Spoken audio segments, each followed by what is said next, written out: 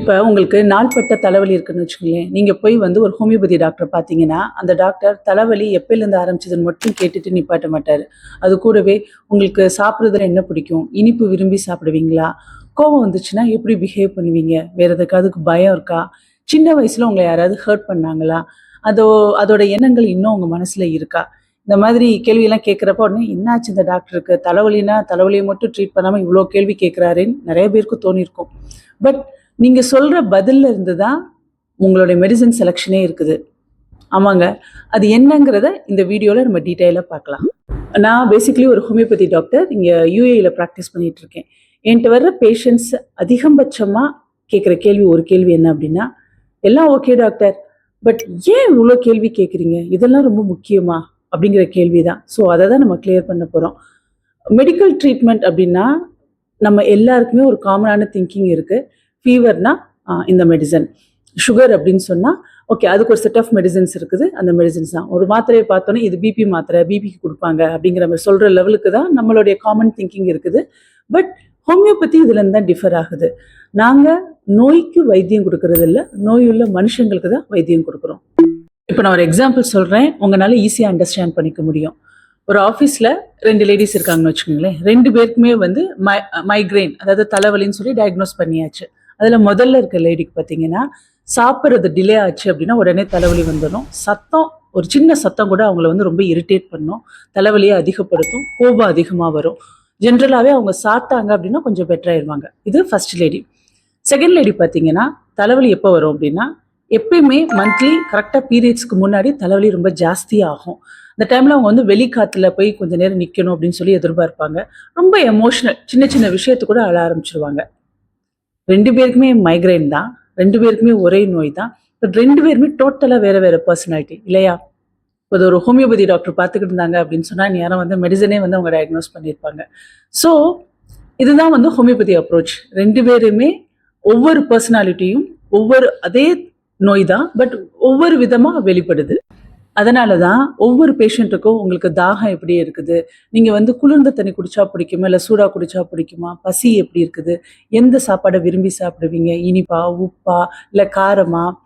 தென் தூக்கம் எப்படி இருக்குது? யூரின் மோஷன்லாம் நல்லா போகுதா? அ உங்களோட எமோஷனல் ஸ்டேட்டஸ் எப்படி இருக்கும்? ஒரு ஸ்ட்ரெஸ்ஸுக்கு நீங்க எப்படி ரியாக்ட் பண்ணுவீங்க? கோபம் வருமா? இல்ல அழுவீங்களா? பயம் ஏதாவது இருக்கா? சின்ன வயசுல ஏதாவது ஒரு விஷயம் உங்களுக்கு ரொம்ப ஹர்ட் ஆயிருக்கா? இந்த மாரி எல்லா டீட்டெயில்ஸையும் எடுக்கிறது. இதெல்லாம் வந்து ஒரு ரேண்டமான கொஸ்டின்ஸ் கிடையாது. இதெல்லாம் வந்து ஒரு க்ளூ, ஒரு பசில் மாரி. இது எல்லாத்தையும் அரேஞ்ச் பண்ணோம்னு வச்சுக்கங்களேன், ஒரு ப்ராப்பர் பிக்சர் கிடைக்கும். அத பேஸ் பண்ணி தான் மெடிசின் செலக்ட் பண்ணுவோம். நான் இன்னொரு எக்ஸாம்பிள் சொல்றேன். குழந்தைங்களுக்கு எக்ஸிமான்னு ஒரு நோய் வரும். அதாவது ஒரு தோல் வியாதி. ஓகே. இப்ப 2 குழந்தைங்க இருக்குது. ஒரு குழந்தை கோவம் வந்துச்சு அப்படின்னா கத்தும், கீழ விழுந்து பொரளும், கையில கிடக்கிறதெல்லாம் தூக்கி எறியும், அடம் பிடிக்கும். 2வது குழந்தை பார்த்தீங்கன்னு வச்சுக்கங்களேன், ரொம்ப அமைதியான குழந்தை. ஒரு மூலையில போய் உட்காந்துக்கிட்டு, ஒரு பயந்த சுபாவம், அழுதுகிட்டு இருக்கும் ஒரு மூலையில போய் உட்காந்து. ஸோ 2 குழந்தைக்குமே எக்ஸிமான்னு டயக்னோஸ் பண்ணிட்டாங்க. பட் 2 குழந்தையுமே வேற வேற மாரி தான் அதோட அணுகுமுறை இருக்குது. அதோட பிஹேவியர் பேட்டர்ன் இருக்கு. ஸோ ஆப்வியஸ்லி ஹோமியோபதியில 2 பேருக்குமே ஒரே மெடிசனே கிடையாது. அகெயின் என்ட்ட நெறைய பேர் ஒரு சோஷியல் மீடியால மெசேஜா இருக்கட்டும், வாட்ஸ்அப்ல மெசேஜா இருக்கட்டும், டக்குனு டாக்டர் எனக்கு வந்து இந்த ப்ராப்ளம். இப்பதான் டயக்னோசிஸ் அவங்களே ஈஸியா சொல்றாங்க. எனக்கு ஐபிஎஸ் அதாவது irritable Powell syndrome.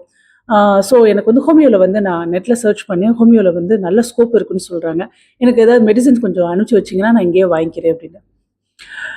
So டயக்னோசிஸ்க்கு treatment கிடையாது. அந்த பெர்சன் அந்த டயக்னோசிஸ் உள்ள பெர்சன் எந்த மாதிரியான சிம்டம்ஸ்ல இருக்கிறாங்கன்னு அதை பேஸ் பண்ணி தான் மெடிசன் செலக்ஷன் இருக்கும்.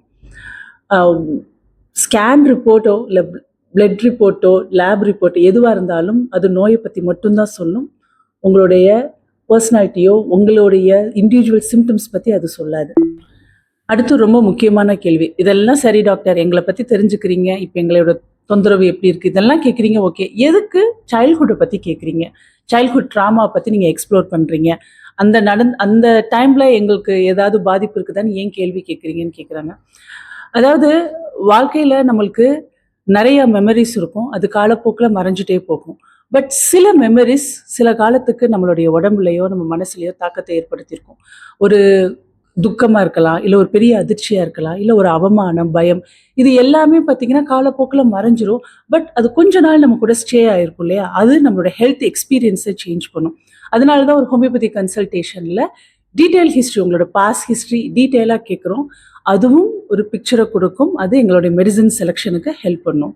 அதாவது இந்த பயம், இந்த துக்கம் தான் வந்து நோய்க்கு உண்டான காரணம், இது மட்டும்தான் காரணம்னு சொல்ல வரல. பட் அது அந்த பர்சனுடைய ஹெல்த் எக்ஸ்பீரியன்ஸில் சேஞ்சஸ் கொடுத்துருக்கும்.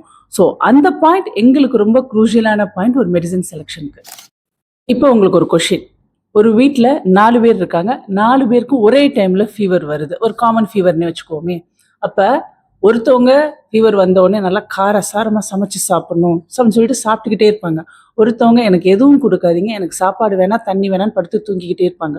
ஒருத்தவங்க எதுக்கு எடுத்தாலும் சலிப்பு தட்டிக்கிட்டு கோவப்பட்டுக்கிட்டே இருப்பாங்க. ஏன்டா இது வந்துச்சோ அந்த ஃபீவர், என்னால் முடியலை அப்படின்னு சொல்லி புலம்பிக்கிட்டே இருப்பாங்க. இன்னொருத்தவங்க அமைதியாக இருப்பாங்க, எதுவுமே பேச மாட்டாங்க, அமைதியாக இருப்பாங்க.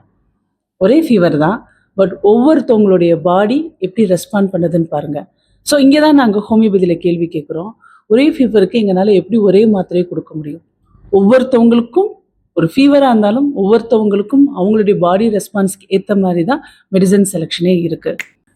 ஸோ என்னுடைய 15 இயர்ஸ் எக்ஸ்பீரியன்ஸில் நான் கற்றுக்கிட்ட ஒரே விஷயம், பேஷண்ட்டை உட்காந்து கேஸ் டேக்கிங் எடுத்து முடித்த உடனே கேட்குறப்ப நிறைய கோவங்கள் படுவாங்க, எதுக்கு இதெல்லாம் கேட்குறாங்க அப்படின்னு சொல்லிட்டு. பட் மெடிசன் வாங்குறதுக்கு முன்னாடி அவங்களுக்குள்ள ஒரு ஒரு ஒரு விதமான சாட்டிஸ்ஃபேக்ஷன், நம்ம சொன்னதை ஒருத்தவங்க முழுசாக உட்காந்து லிசன் பண்ணியிருக்காங்களே அப்படிங்கிறது தான். இது எல்லா மனுஷங்களுக்கும் ஒரு தேவையான விஷயம். நெக்ஸ்ட் டைம் நீங்கள் ஒரு ஹோமியோபதி டாக்டரை கன்சல்ட் பண்ணீங்க அப்படின்னா, அந்த டாக்டர் நிறைய கொஷின்ஸ் கேட்டாங்க அப்படின்னு சொன்னால், அது ரொம்ப அந்த டாக்டர் ரொம்ப க்யூரியஸாக இருக்காங்க, உங்களோட லைஃப்பை பற்றி புரிஞ்சுக்கிறதுல அவ்வளோ ஆர்வத்தோடு இருக்காங்கலாம் யோசிக்காதீங்க. உங்களோட ப்ரைவேட் ஸ்பேஸ்க்குள்ளே வர்றாங்கலாம் யோசிக்காதீங்க. நீங்கள் சொல்கிற ஒவ்வொரு ஸ்டோரியும் ஒவ்வொரு சிம்டமும் உங்களுடைய மெடிசன் செலெக்ஷனுக்கு ரொம்ப யூஸ்ஃபுல்லாக இருக்கும். ஸோ இதுதான் ஹோமியோபதியை பொறுத்த வரைக்கும் நோய்க்கு மருந்து கிடையாது, நோய் உள்ள மனுஷங்களுக்கு தான் மருந்து. நாங்கள் டயக்னோசிஸை எக்ஸ்க்ளூட் பண்ணவே மாட்டோம். டயக்னோசிஸ் ரொம்ப ரொம்ப இம்பார்ட்டன்ட். அந்த மனுஷன் எந்த நோயால் சஃபர் ஆகிறாங்கிறத நாங்கள் புரிஞ்சுக்குவோம். பட் அந்த மனுஷனுக்கு எந்த மாதிரியான சஃபரிங் இருக்குங்கிறதுல தான் நாங்கள் வேறுபடுறோம்.